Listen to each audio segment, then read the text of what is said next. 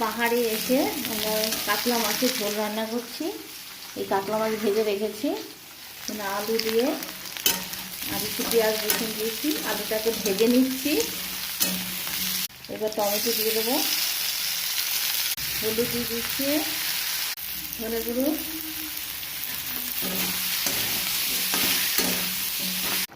মাছগুলো দিয়ে দিলাম। মাছ দিয়ে এবার একটু কষাবো, তারপরে একটু ঝোল দেবো যাতে মশলাগুলো মাছের মধ্যে লেগে যায়।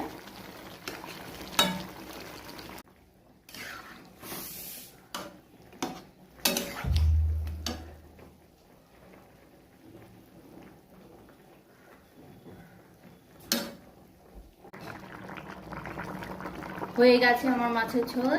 পাহাড়ে অনেকটা বৃষ্টি হচ্ছে, আবার গরমও হয়েছে, এই জন্য পাতলা মাছের ঝোল তৈরি করলাম।